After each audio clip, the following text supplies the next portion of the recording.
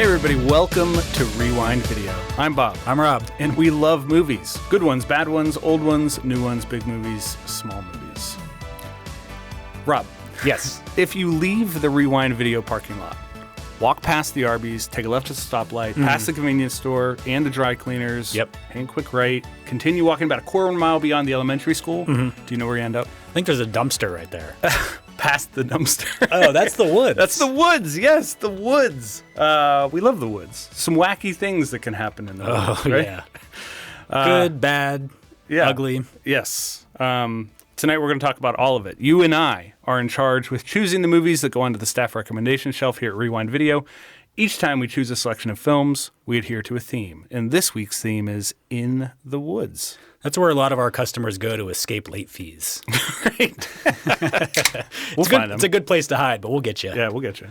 It's an okay place to live for some people. You can do it. Yeah. You can do it for short stints, camping in the woods. I enjoy spending time in the woods, but I don't like spending all of my time in the woods. No, nor do I. Did you grow up playing in the woods when you were a kid? I guess I don't think so. I think I thought I did when I was younger because you think of the woods as any sort of area with some trees in it. Right. And then now that I'm an adult, I realize that it was just like somebody's backyard with a lot of trees. Or a park or something. Or a park, yeah. So, there's actually no real woods around where I grew up. I gotcha. But not too far. Interesting. I did grow up playing in the woods. We had a small section of woods behind my house when I was a kid, and my friends and I invented a game based on one of the movies we're going to talk about tonight. Oh, sweet. Yeah. So I've got some history with the woods, and they're clearly popular in cinema. A lot of movies dwell in this setting. A lot of stories to be told in the woods, around the woods, through the woods. As per the usual, this theme lends itself to some genres in particular, but I think that there's really films from every category of movie that take place in the woods. You've got horror, of course, coming-of-age movies, comedy, rom-coms, adventure movies. Couldn't find any sports movies, but I'm sure they're out there. Yes, right. I had to resist the urge to throw up 3 horror movies onto the shelf tonight. It really works well for that genre. And I think one of the reasons is the woods are so fascinating because you don't know how big they are. They're a scary place. Yeah. And it's easy to get lost. I do some hiking. Easy. Yes. And it's crazy how easy it is to just kind of walk in one direction and completely lose everything around you, the people around you. You don't have to walk that far, and it doesn't seem like you should get that lost, but it's really easy. Nevertheless, yes. Stay on path. This was your theme, right? No, it was you. Oh, was it? Oh, that's great. Well, yeah, I mean, I like the woods. Clearly. Yeah. Great. And in fact, after choosing some picks for tonight's episode, I'd be eager to return to this one. It feels like there are a lot more movies that we could pick from. This is a repeatable topic for sure. For sure. We'll come back to this. Well, before we come back to it, we have to get into it. So do you want to start us off with your first pick? I think that's a good place to start. Yes. The first movie I'm going to choose today is First Blood, the 1982 action thriller starring Sylvester Stallone that kicked off the legendary Rambo franchise. Yeah, I had always thought that Rambo was part of the title of this movie, but it's not. It's just called First Blood. Yeah, there's some interesting title conventions going on here because it was First Blood, and then it was Rambo First Blood Part 2, and then they just went straight up Rambo 3. Right. Which, whatever. You do what you do. Sure. This is the only Rambo movie I've seen. I have seen, one of them further down the line, but I didn't see this one until you picked it for tonight's episode.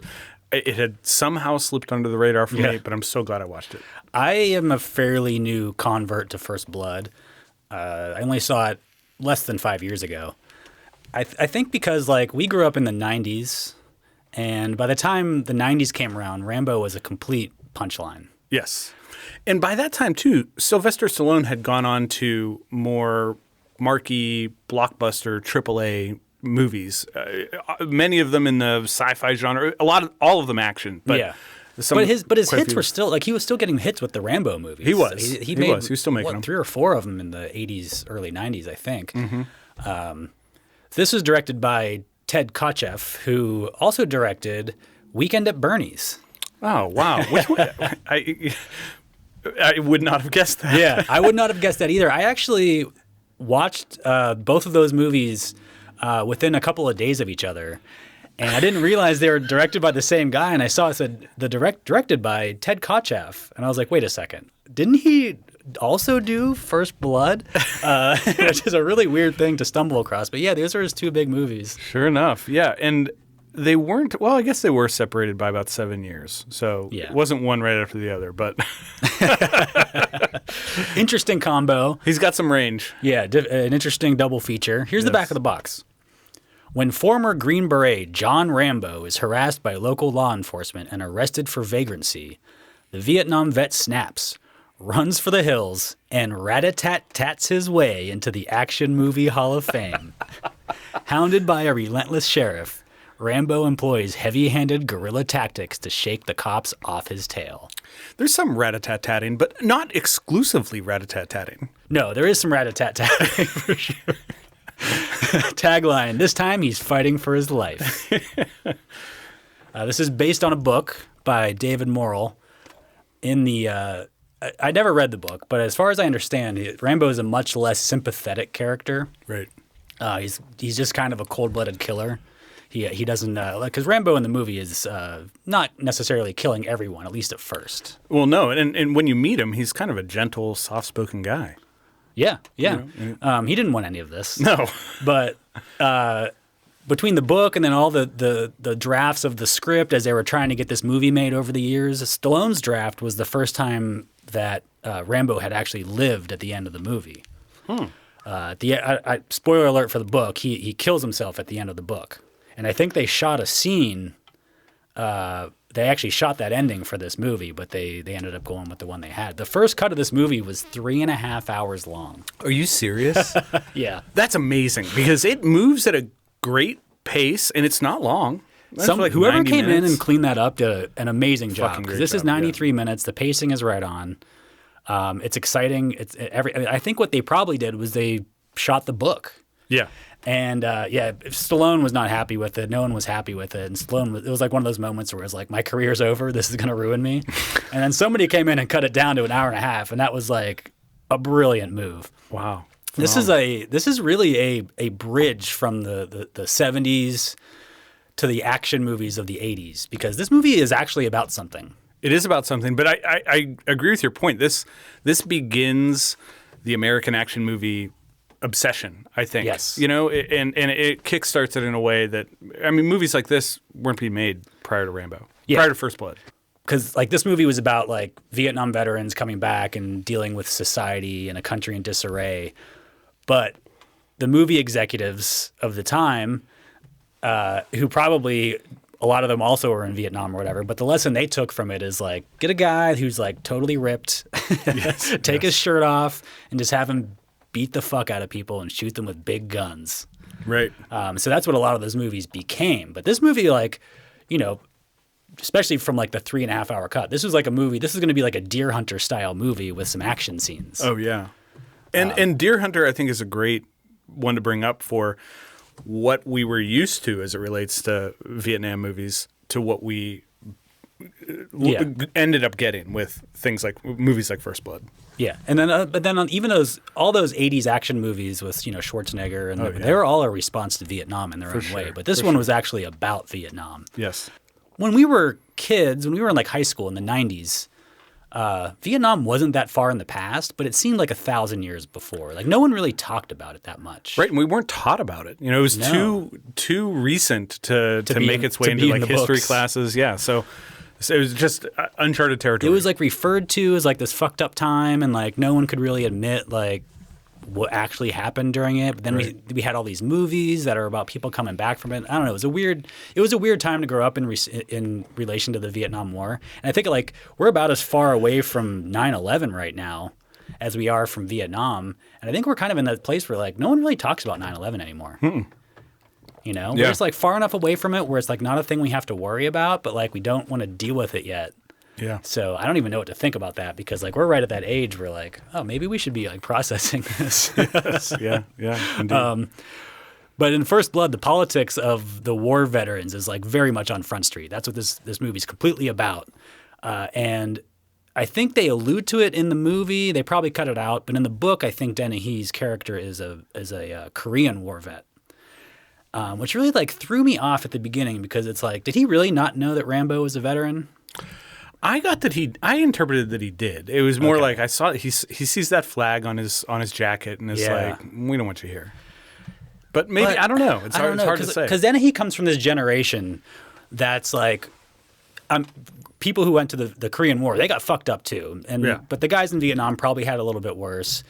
They came back to a different country than the Korean War guys did too. But like Dennehy's generation is like, well, you came back from war, you like got a family, you got a job, you know, had a respectable life, and you just didn't complain. Right. And the Vietnam War veterans didn't really have that chance. But to me, I read it as he didn't realize he was a veteran. He was like, what are you like wearing that flag for? Like a veteran would. Because like you're a dirty hobo. You know, because like obviously if you're a veteran, you cut your hair short and you get a job at like an office supply store like I did or whatever, you know? Yeah. So to me, it was like he didn't even read him as a veteran. He's like, who's this guy in this jacket? Who sympathizes with the war effort maybe, or doesn't even realize what. Yeah, I don't know. I'm not exactly sure how to read that. But yeah, he just like shows up into Rambo's life at the exact wrong time too. Like Rambo, he was going to snap. Yes. You know, this was going to happen no matter what. Yes. But this movie sets the standard for action movies going forward. Boy, does it ever. I mean, the escape into the woods, after he beats up all the cops at the police station, he jumps on a motorcycle and drives into the woods, which is great. Yeah. You have that. I love seeing the old like 1970s model car driving through the woods like you would like a Jeep. Yes. I mean, I kept waiting for that car to pop a tire or bottom out or something. Or like snap in half. Like it doesn't seem like it should be able to do that. No, it's so long. Yes, it's insane. But that's where Rambo's on his own turf. He's in the woods, and he's a complete badass. He's like the ultimate survivalist. He's a psychopathic killer. When he's in like the woods camo and picking off those dudes one by one, he's really like a horror villain. Yes.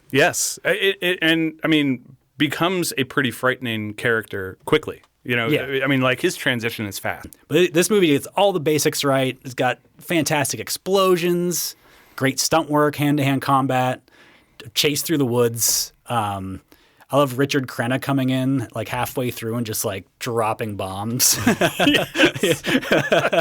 I also was wondering, like, do you think this is maybe not the first time he's had to like pick up one of his boys from this?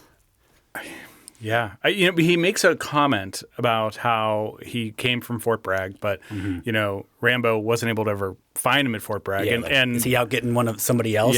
Yeah. I should read the book. I'm curious. I'm curious what his backstory is.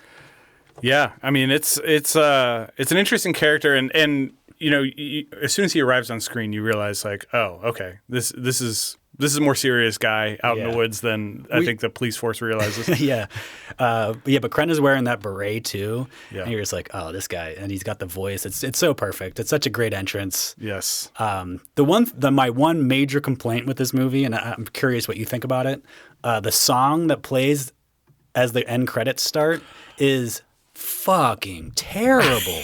Yes. I didn't even write down the name of it or who sang it or anything because I don't want to know. I don't, but it's just so bad. Well, that brings me to something that I wanted to bring up because, you know, that song felt very out of place. And hearing now that the original cut of this movie was much longer, I can't help but to think that this was not designed to be a franchise of films, you know, and I have to believe that they probably thought that this was a one and done movie, and that doesn't explain the song. That doesn't explain the song. They're like, let's make sure nobody comes back to these movies. Right? Yeah, the song does not feel like something you'd hear at the end of an action movie, but yeah. Well, I think going back to like this movie was kind of intended to be the Deer Hunter with action scenes. Maybe that song would have been more appropriate, but what they ended up with is a 90-minute movie with like 65 minutes of action scenes. Yes. And so to get to this part, and then all of a sudden you have this total downer of a song, which I guess it's, maybe a downer of a moment a little bit, but come on. A little bit, yeah. But, I mean, ultimately, in spite of the fact that, and spoilers here, in spite of the fact that Rambo has a bit of a breakdown at the end of the movie, and, everything kind of rushes to a head in terms of his being haunted by Vietnam, it is still a good end for him. I mean, he's not killed by the police force. He gets to walk away. So yeah, I don't love that moment. All that stuff that we know is happening. He just says it straight up. It's like, yes, I don't know if we needed that, but I agree. Overall, I think this is an action classic. It's the prototype of the '80s action movie. It's got amazing set pieces, A+ stunt work, a badass hero who's got a true mastery of the woods. Oh, yeah. So it definitely belongs on the shelf for In the Woods. I'm glad I finally had a reason to watch it. And me too. As I said, not having seen this, I actually felt like my impression of Rambo was that of what we got in, I think, the later films where he's in Vietnam again, or not, at least not in America. I didn't realize that this was in small town America. Yeah, I think the premise of Rambo 2, which I've not seen, I think like the premise is like they've got a situation in some country and they're like, well, let's get Rambo out of jail because he's a badass. And they ship him over, Gotcha. So. Yeah. So I'm not sure it really fits. I think First Blood to me has always been like separate from the Rambo franchise. I see. Yeah. Well, it was great. I enjoyed watching it. I'm glad you picked it, and definitely a great entry into our Into the Woods theme. So absolutely, great woods. Yes. Well, I'm not moving too far ahead into the future with my first pick, and we're only going to jump ahead to 1987. So my first pick is Predator. Okay. Back of the box synopsis, if you're not familiar. Major Dutch Schaefer is the leader of a seasoned military rescue unit looking for allies captured by guerrillas in the Latin American jungle. Although at first it seems like a successful mission, something horrifying and inexplicable suddenly begins to happen. One by one, men are killed by a merciless, invisible, seemingly unstoppable extraterrestrial enemy.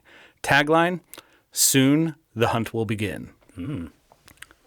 Interesting tagline. Could be better. Yeah. I want to call your attention to something, and perhaps you've seen this on the shelves.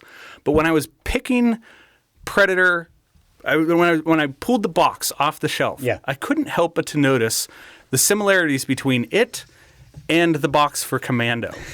Oh yeah, they're almost identical. Well, this was that era. It was. Yeah. Schwarzenegger was the selling point. He was the selling point. Absolutely. It's a similar pose for Schwarzenegger and outfit. Yeah, and it made me think once I looked at Commando, especially with a tagline like "Let's party," which I can't quite explain. That's a head scratcher. We got to find a theme for Commando in the near future. But let's get back to Predator.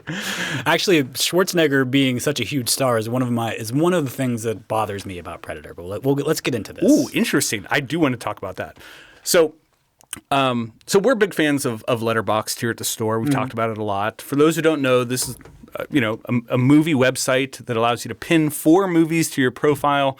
It's the site's way of letting you choose 4 movies to represent your taste in film. So Predator. I love websites, by the way. Yeah, websites are great. The internet. Predator has been among my 4 movies since day one. It's never going away. This is one of my all-time favorite films. Fantastic. Yes. So I imagine a good percentage of our customers have seen this already. But in my opinion, there's never a bad time to rewatch Predator. And this theme is as good a reason as any to jump back into the jungle. It is one of the first movies I thought of just off the top of my head when you came up with this theme. Yes. We're in the woods with Schwarzenegger, Carl Weathers, Jesse Ventura, Shane Black, and they're in the shit too. Oh yeah. Oh, they're definitely in the deep brush. John McTiernan directed this, and it kicks off a string of absolute bangers for him. So right after Predator, he directs Die Hard, then Hunt for Red October. 3 years later, he does Last Action Hero, and then Die Hard with a Vengeance. McTiernan directed some classics, but Predator is really what kicked it off for him. He always wanted to do a movie like The Magnificent Seven or The Wild Bunch, and this is his attempt at channeling that energy. Back of the Box tells you everything you need to know. Group of lead soldiers sent into the jungle to look for their own. Soon they discovered they're trapped in the woods with a creature from another planet who's hunting them for sport. I want to get into this, why I chose this rather quickly, but a quick anecdote about the cast. Sonny Landham, who's the actor who played Billy in the movie, apparently this guy had a 6'7" bodyguard on set with him at all times, not to protect the actor, but to protect the rest of the cast from Sonny Landham. Wait, why? He was a maniac. What?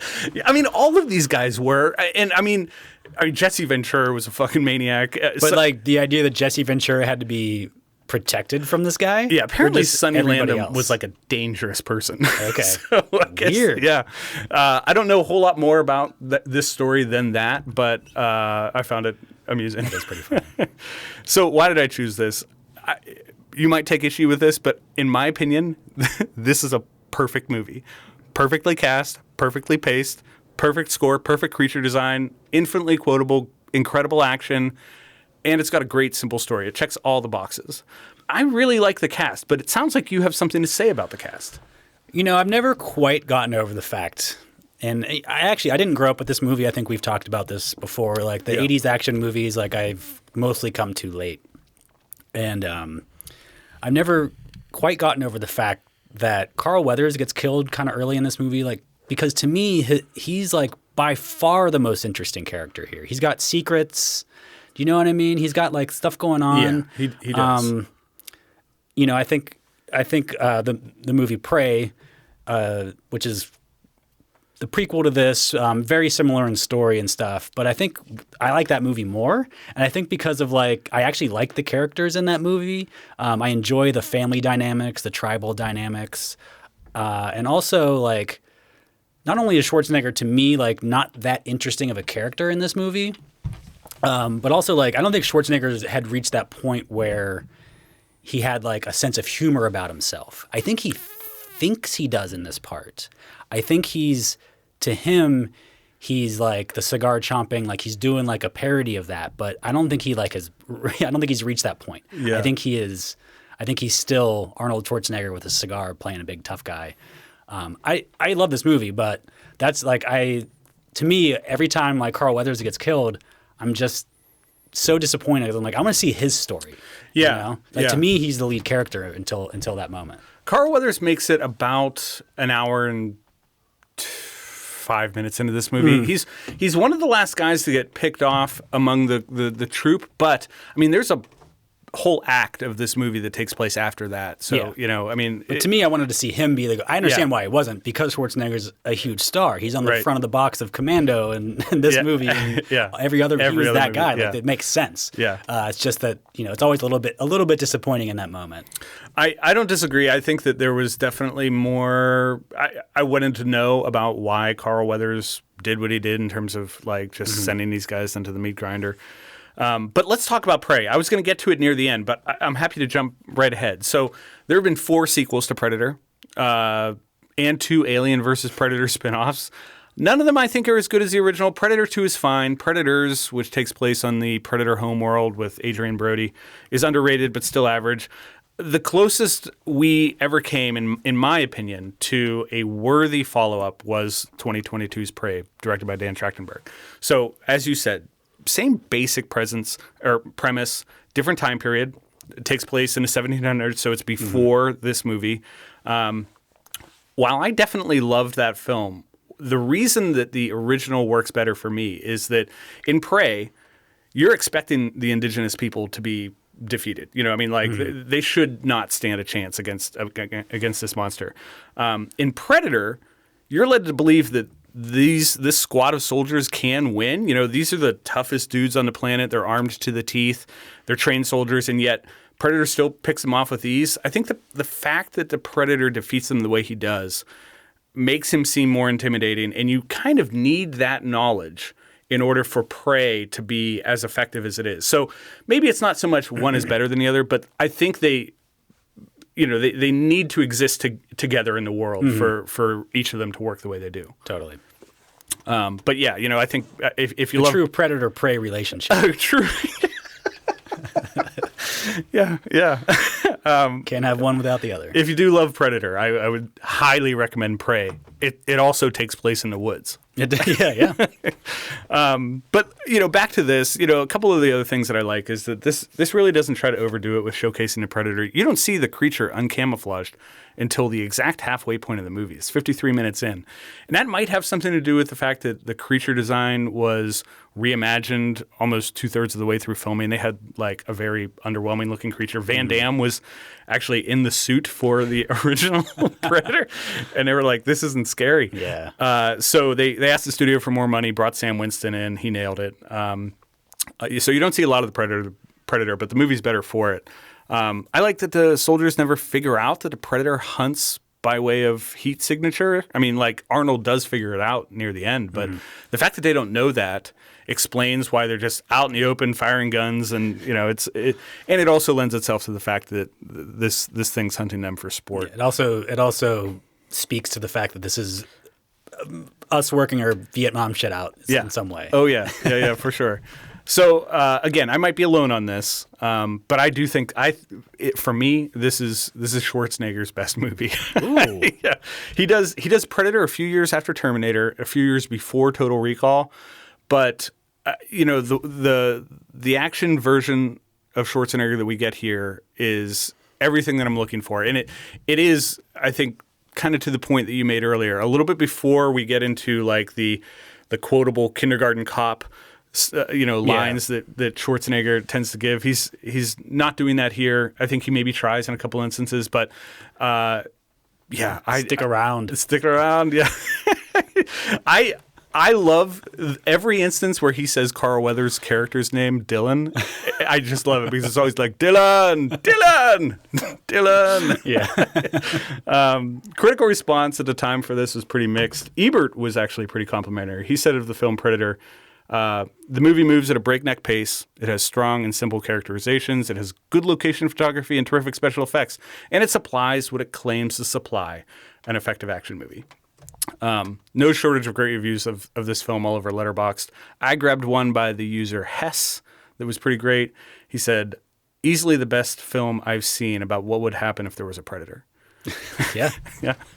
So this one is one of my all-time faves. I'm throwing it up as my first pick for In the Woods, and if you haven't seen it, or if you have, give it a watch. Yeah, return to it. Okay, I'm taking this up to the year of 1991. This movie is called Robin Hood, Prince of Thieves. Directed by Ridley Scott. No. Wasn't his just called Robin Hood? Yeah. I'm just kidding. I watched the right movie this time.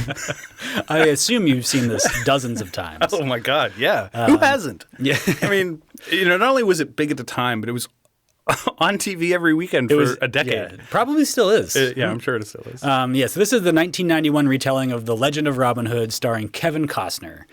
Did you know this is not the only Robin Hood movie from 1991? I did not know that. There was an English production called Robin Hood. It starred Patrick Bergin, and Uma Thurman was Marion. Shut the fuck up. It was going to be released in theaters in the U.S. And ended up premiering on TV about a month before Prince of Thieves came out. And I don't know what there were some business things and et cetera, et cetera. I assume the fact that a Kevin Costner Robin Hood movie was coming out, maybe that had something to do with it. But yeah, so there is another 1991 Robin Hood movie. That's fascinating because I had thought that the last time that Robin Hood was featured in a feature film was like in the 70s in the Sean Connery film. That was, but I think Robin Hood's just one of those things that every 6 months somebody makes a Robin Hood movie. I feel like there's been a couple that came out within the last couple years. Oh, there have been, yeah. They just was in one. Yeah. I think it's because it's in public domain. Yeah. And it's a decent story. Yeah, it's fun. Here's the back of the box. When the dastardly Sheriff of Nottingham murders Robin's father, the legendary archer vows vengeance. To accomplish his mission, Robin joins forces with a band of exiled villagers and comely maid Marion, and together they battle to end the evil sheriff's reign of terror. Tagline: sometimes the only way to uphold justice is to break the law. And my curiosity is piqued. 1991 was... I've slowly been able to figure this out. It's kind of the year I came online as a movie fan. Oh, okay.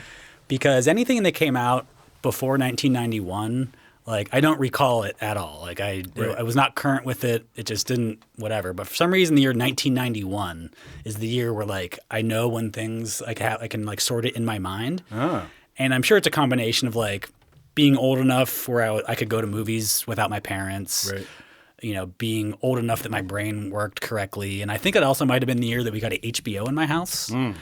But also the movies of 1991 were movies that were like seminal in my movie-going experience. Here's the movie. Here's some of the movies that came out, the top 10 grossing movies of 1991. Terminator 2, Robin Hood, JFK, Naked Gun 2.5, The Addams Family, and Hot Shots. Wow. All of those movies I watched over and over again, constantly. Yes. So this was a big year for me personally. I think for a lot of movie kids. Wow. It's like 1999 was trying to do what 1992 did. Or 1991. Yeah. And I don't even know what's below the top 10. I'm sure there's way more. Who knows?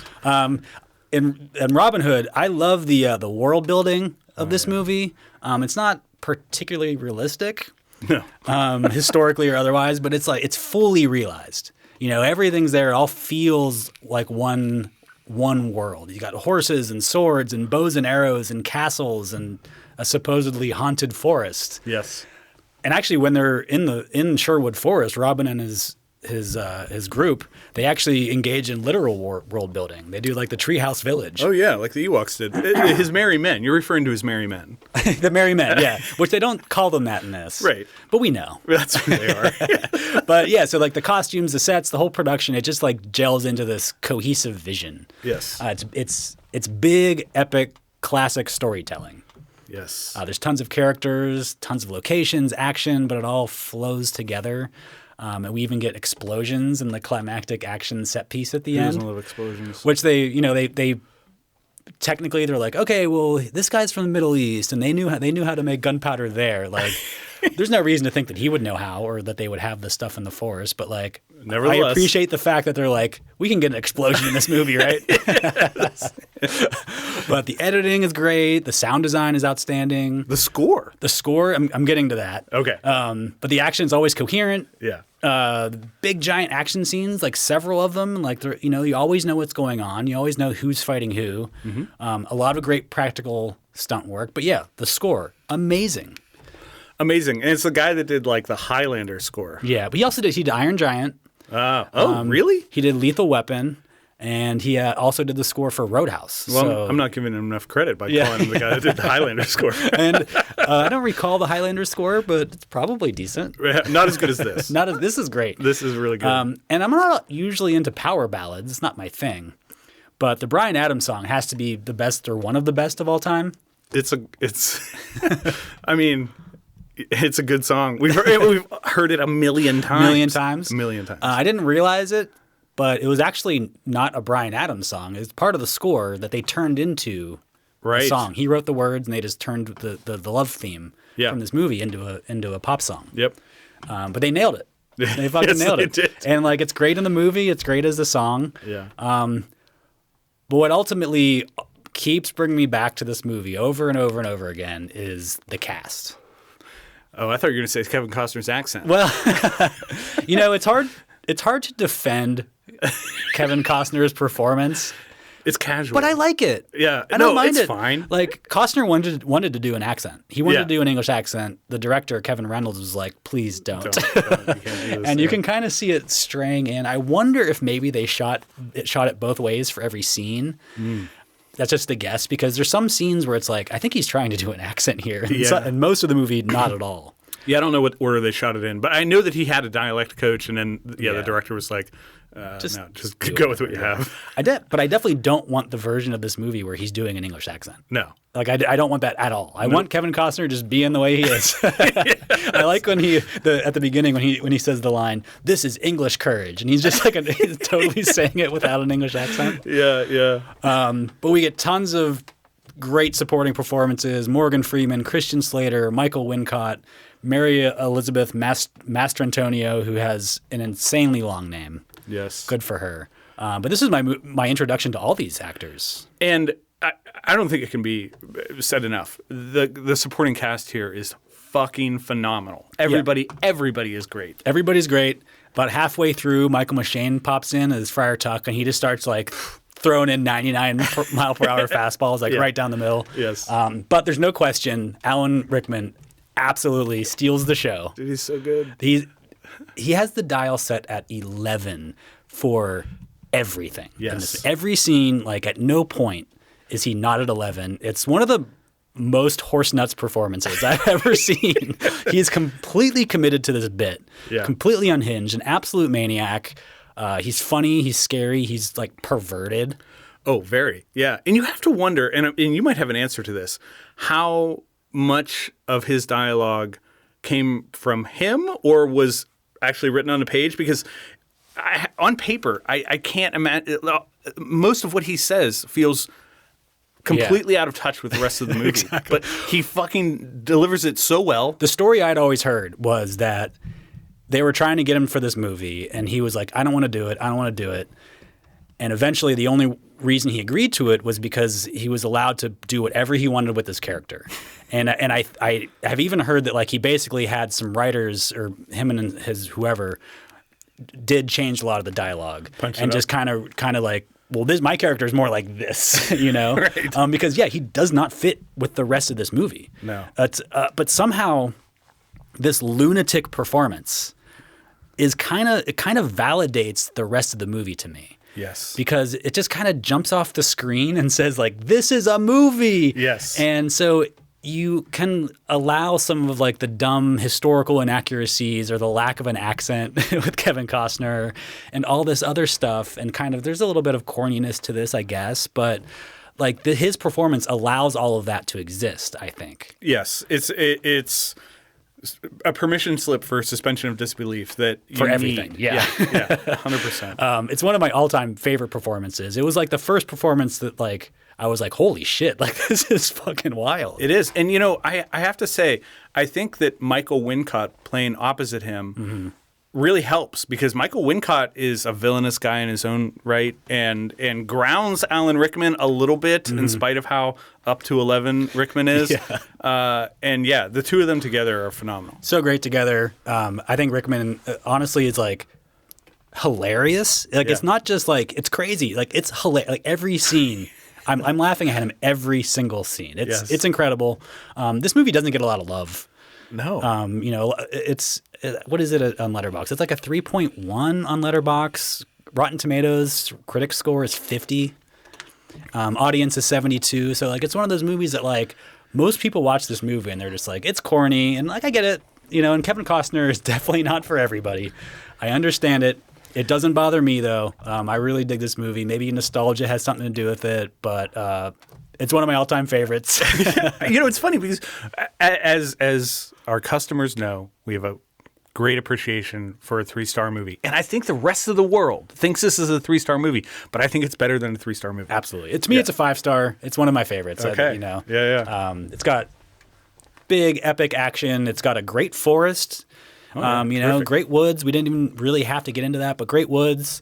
Alan Rickman, one of the most iconic performances of the 90s for sure. And we even get Sean Connery coming in to give us a cherry on top at the very end. So Robin Hood, Prince of Thieves, definitely deserves a place on the shelf for In the Woods. And if we're sold out of our copies, just throw on TNT and see. It might be on. I don't know. I haven't watched cable TV in a while, but no, you're right. It's probably on TV. Right. Well, fun pick. I'm with you in my appreciation for this. I grew up with it, and it's great. It's a movie that you can like legitimately watch with the whole family and have a great time. Yeah. Although I think this was a hard PG-13. Yeah. Because there's an attempted rape at the end. Yeah. There's some hands getting cut off in the beginning. There's some violence here and it's scary too, especially as a kid. like the witch and stuff, and she was and at the terrifying. beginning there's some devil worshipping stuff. Yes. And so as a kid, it's almost scary too, which may be one of the reasons I liked it. One of the reasons I watched this so much as a child was because my dad was a huge fan of this movie, and so that's like family permission to just watch it every time it's on TV. And That's why I saw Predator. My dad was a big fan of that. Thanks, dads. Yeah. Great pick. I am going to follow that up with. I'm going to go in a very different direction. Okay. We're going to start by going back in time to 1972. My pick is Aguirre, The Wrath of God. Back of the box synopsis. A few decades after the destruction of the Inca Empire, a Spanish expedition leaves the mountains of Peru and goes down the Amazon River in search of wealth and gold. Soon, they come across great difficulties, and Don Aguirre, a ruthless man who cares only about riches, becomes their leader. But will his quest lead them to the Golden City or to certain destruction?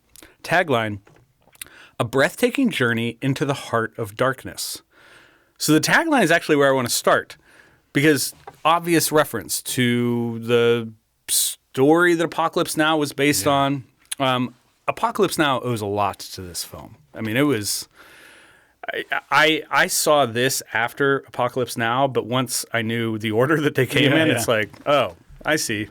You didn't even mention this is directed by Werner Herzog. Right, yeah. I was just about to get into that. And this is the type of movie that is in Werner Herzog's wheelhouse. You know, I mean, it's people who are, dealing with madness, confronting nature. This is the type of thing that he does so well. It's also very documentary in style. Exactly. Yes. So let's talk about Herzog, because So I guess he was doing some reading, encountered the story of Aguirre. Aguirre is a real person in history, but all like his characterization in this completely fabricated. This whole story is fiction, but Herzog was apparently enamored with the character, so he wrote the screenplay in a frenzy over the course of 2.5 days. Much of the script was written during a 200-mile bus trip with Herzog's favorite football team, and his teammates got drunk after winning a game. One player vomited over a bunch of the pages of the script. Herzog threw those out the window, claims that he can't even remember what he wrote on those pages, and just left them All out. part of the process. It's all part of the process. Herzog also shot this on a camera that he stole from film school, a 35mm camera, and he claims it wasn't a theft because this was a necessary piece of equipment for the work that Werner Herzog wanted to do. Well, I mean, maybe it was worth it. Maybe, yeah. I mean, it could have been the spark. Yeah. So Klaus Kinski is perhaps the only actor in this movie that people might recognize. He plays the character of Aguirre. He starred in Nosferatu, For a Few Dollars More, Fitzcarraldo. Kinski and Herzog first met when the actor rented a room in Herzog's apartment for like 3 months. And apparently his behavior was so deranged and terrifying that he left a very lasting impression on Herzog. And Herzog was like, I need to cast this. I gotta work with this guy. I gotta work with this guy and put him in the role of a maniac. Yeah. So during production, Kinski and Herzog were constantly at each other's throats over how this character should be portrayed. It's kind of what happens when you hire a maniac. Right. Herzog wanted a more subtle performance. Kinski wanted absolutely deranged madman. Yeah. And in order to get the performance that Herzog wanted, he'd intentionally piss Kinski off before every scene and only roll the camera once Kinski was exhausted from being mad and had a chance to calm down. Calm down. But one night during production of this movie, Klaus Kinski became so irritated by the sounds of crew members playing poker in a tent that he fired 3 shots of a gun into the tent and took a guy's finger off. What the fuck? He's a maniac. So you share an apartment with this guy, and you're like, let's work with him. Yeah, it makes me think that maybe Werner Herzog was a bit of a maniac too. Yeah. There's no shortage of wacky stories about how this got made. There's including one about Herzog pretending to be a veterinarian to steal a bunch of monkeys for the climax of the movie. I was wondering where that came from. I assume he didn't get them back because they swam off into the water. No, he released them into the wild. He's like, see ya. So why did I choose this? I'd like 400 monkeys, please. It was actually 300. 300. So, like I said at the beginning, this is the type of movie that Werner Herzog was built to make.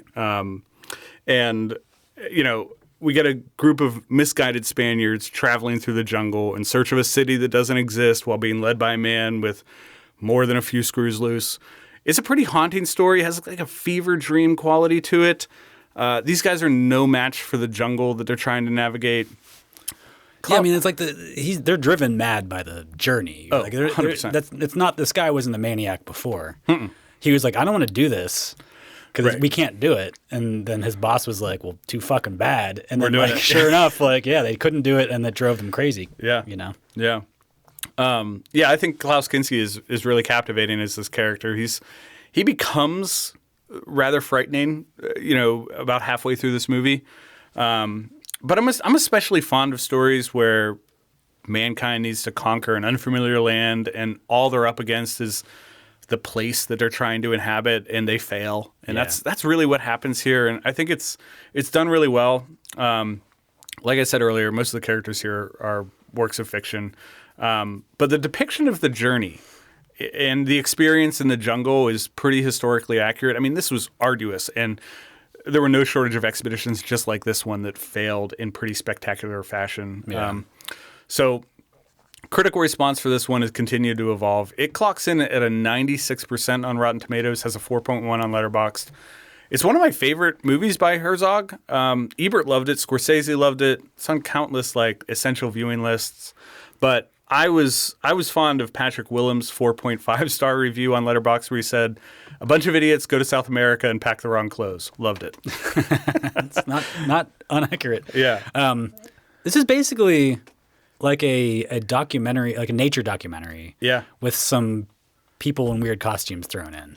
It feels that way, yes. And, I'll be the first to admit, a good portion of this movie takes place on a raft traveling down the Amazon. But the Amazon is in the middle of the jungle, and the jungle is what got these guys into the mess that they're in. There's not, honestly, there's not a ton of story here. There's a lot. It's a very slow-paced, methodical, slow movie.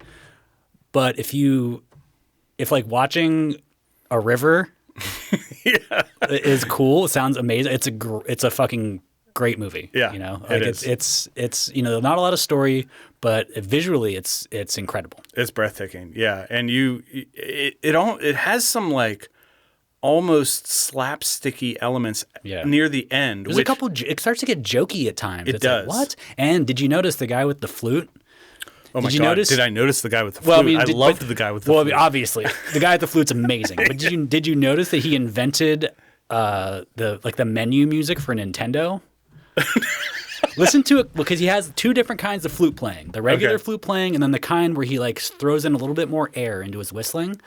It sounds exactly like 8-bit music. From a Nintendo game. From a Nintendo game. Yeah. It's incredible. And it sounds exactly the same. And so I'm pretty sure he invented it. He should probably get some royalties. I loved every time that guy showed up, because he had his funny hat on, and he was just dancing around, playing his flute, and Aguirre. He's oftentimes next to Aguirre, and you're like, Aguirre's going to fucking kill this guy. And it goes on for 3 minutes. It does, yes. Yeah. And it's like, I'm just going to play this whole fucking song. Yeah. So if you haven't seen this one, give it a watch. It's a great one from Herzog, and an interesting trip into the woods, and you're gonna get some strong Apocalypse Now vibes. Yeah. I'm a big fan of Aguirre, Wrath of God. I enjoyed it. I'm looking forward to going back to it. Yeah. I think it's a great, afternoon nature watch. Mm-hmm. For my third movie, I'm going to choose a movie called Primal Rage. This is a 2018 independent horror movie directed by Patrick McGee, but let's get right to the back of the box. A newly reunited young couple's drive through the Pacific Northwest turns into a nightmare as they are forced to face nature, unsavory locals, and a monstrous creature known to the Native Americans as Oma. Tagline? Bad tagline. The Legend of Oma. Bad tagline. Yeah. You have to know what Oma is in order to be intrigued by the legend of Oma. Plus, also, if you're writing the tagline, you should also read the back of the box. Right. But anyway. Yeah. In case you can't tell from that description, this is a Bigfoot movie. Not enough Bigfoot movies. I was only familiar with Harry and the Hendersons before this. Very different. Very different. Very different. This is the second movie that I put on the shelf that does not have a Wikipedia entry. No shit. Yeah, it's a very, very small movie. I don't know how I found it. I guess I think I found it on Letterboxd. Fascinating. But if you're paying attention, all three of the movies that I chose today have a sheriff.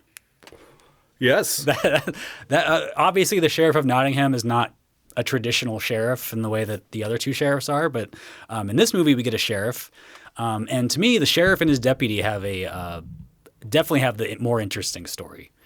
Yes. They're not the center of this movie. The couple is the center of this movie, but the sheriff and his deputy and they're having this they're actually grappling with Bigfoot's existence. They know about Bigfoot. Yeah. Well, yeah, they know about it. The one dude is very skeptical. The one guy is like, hey, maybe we shouldn't be so skeptical. Right. But they're also trying to find these missing people, too. So, their story's way more interesting.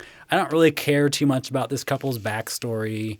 There's way too many details. This movie is an hour and 46 minutes, which is too long. Yes. This should be an 85 to 90 minute movie, and a lot of that extra time is spent getting to know this couple and we don't need it. Yeah, basically the guy gets out of prison and they have to have this conversation in the car about it. They should have just had a scene where she picks him up and is outside of a prison and it's all right, it's done. We don't need anything else. Yes.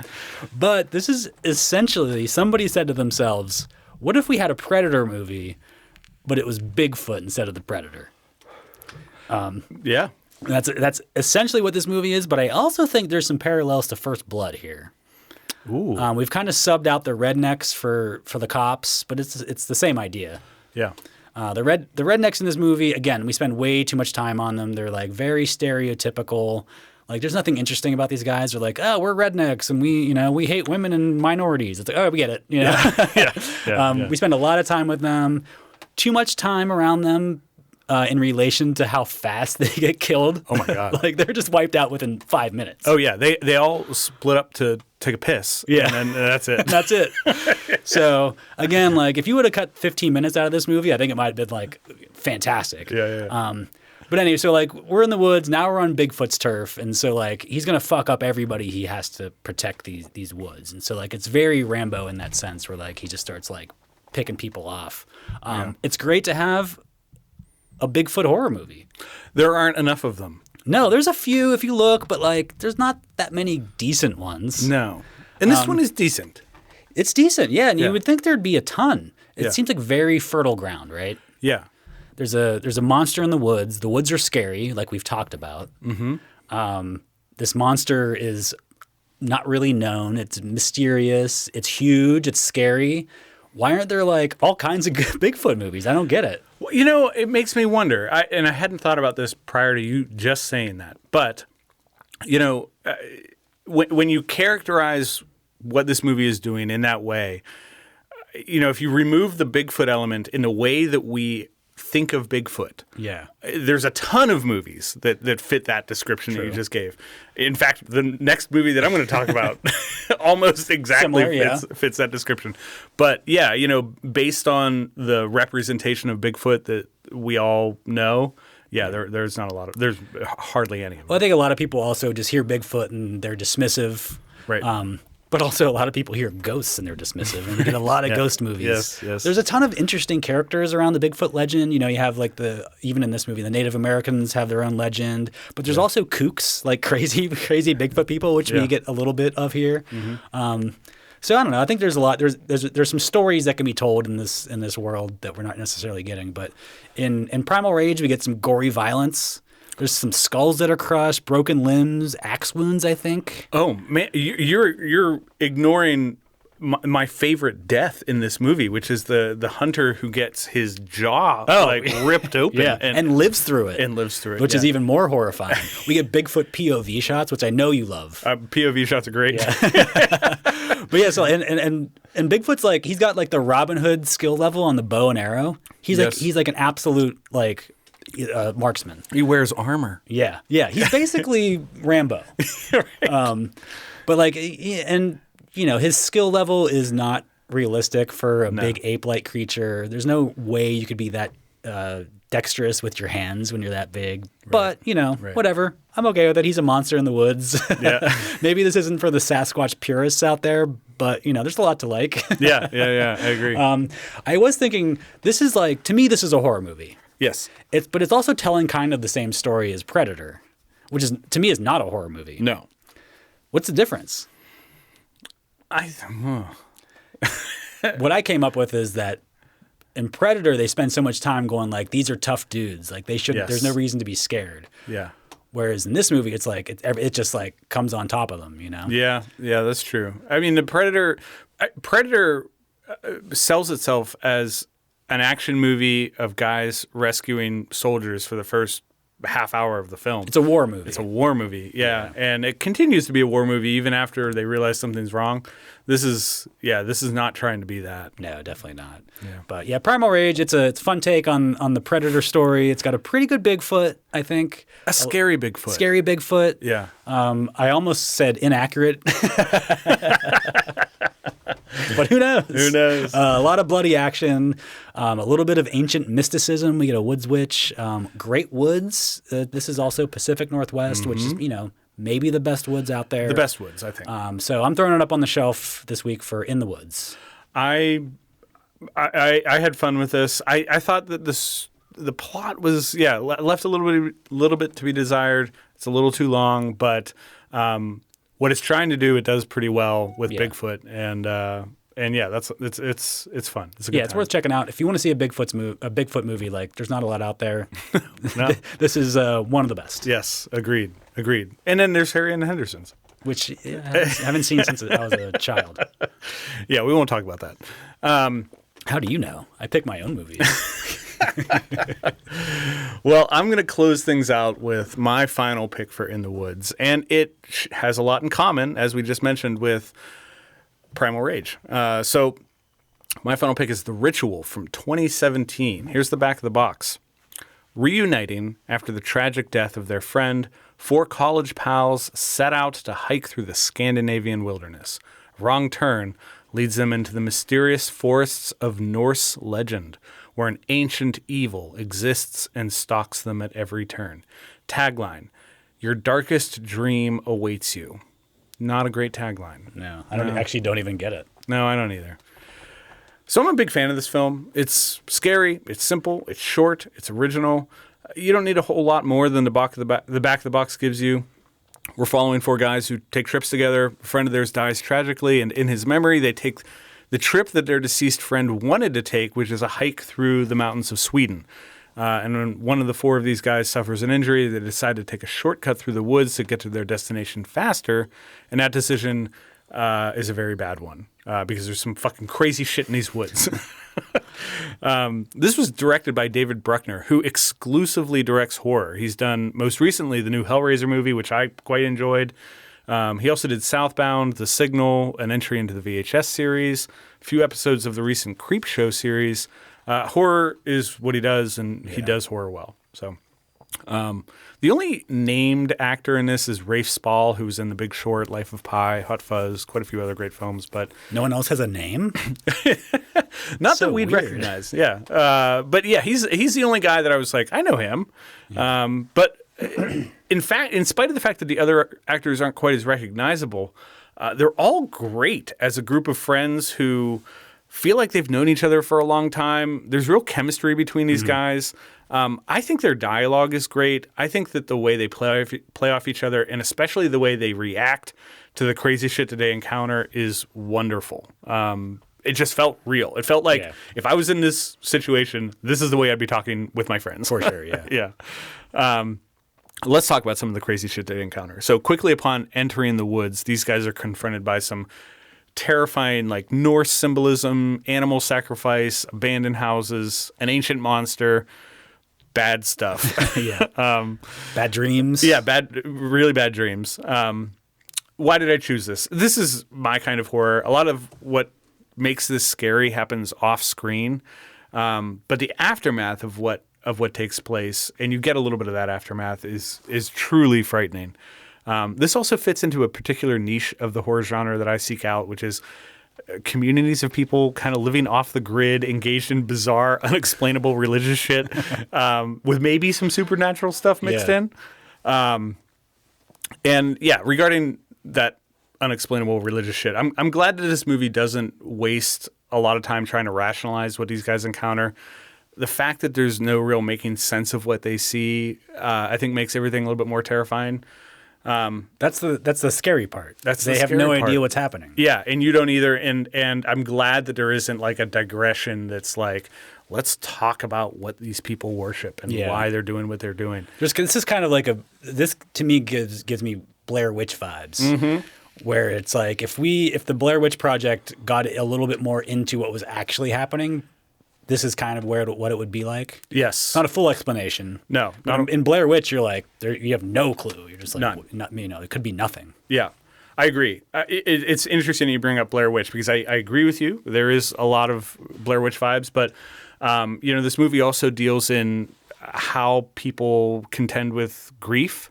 And there's some great flashbacks into this story that kind of help you understand what led these guys to take this trip, and it's woven in a pretty interesting way. But just the idea of dealing with grief, I think, is reminiscent of some of what Ari Aster is doing with movies like Hereditary and Midsommar. I might like this a little bit more than some of those takes, but yeah, there's definitely a theme beneath it in terms of what these guys are struggling with. I was pretty surprised to discover that critical response for this was average, if not below average. Simon Abrams from RogerEbert.com gave this 2 out of 4 stars, saying the most disappointing kind of bad horror movie, the kind that's too smart to be this dumb. And reactions like that make me wonder if we're watching the same movie. Yeah, I don't get that. I don't get that. I mean, either. I can understand like not being that into it. Yeah, like I like this movie. I don't know. Like that's a weird take. It is a weird take. This is not a dumb movie. And another common theme that I would see on Letterboxd reviews was a lot of people said that this is just really crawls at times, and I was like, it feels tightly paced to me. It's not long. It's like right around 90 minutes, and I was engaged throughout. I mean, it jumps right in, and yeah, everybody's got their own shit going on. Yeah, I didn't think it dragged. I thought it was pretty riveting. Letterboxd user Ian West had a take that's probably more aligned with my reaction. He said, David Bruckner's The Ritual is exactly the kind of adult dread jam that I was looking for. An unsettling, moody picture that's beautifully shot, well acted, and drenched in a specific atmosphere that I love. And that sums it up. I mean, like these guys are in the woods. They don't know how big the woods are. They don't know how to get out of the woods. And there's some fucked up shit happening in those woods. Yeah. And it seems like they can't get out of the woods. No, they can't. They try. Which is terrifying. Yes. Yeah, absolutely. So I think The Ritual is great. It was, I think it was released directly to Netflix. We have some copies here. So if you haven't seen it, give it a shot. It's on the shelf. Well, listen, that does it for this week's episode. As always, thanks for paying a visit to Rewind Video. This week, the staff recommendation shelf takes our customers into the woods to confront all manner of threats. And the films we chose are First Blood, Predator, Robin Hood, Prince of Thieves, Aguirre, Wrath of God, Primal Rage, and The Ritual. Head over to rewindvideopod.com to get on our mailing list or to find our social medias. And if you enjoy the show, be kind. Recommend it to a friend. That does it for this week's episode. Our next episode drops on April 20th, and I think our customers can put 4 and 20 together to figure out what that theme will be all about. As always, we'll have 6 movies to recommend, but of course, we're also interested in what you think, so don't hesitate to hit us up on social. In the meantime, feel free to stop by the counter for a movie to watch, and we will see you next time. Thanks, guys. 420. They'll say.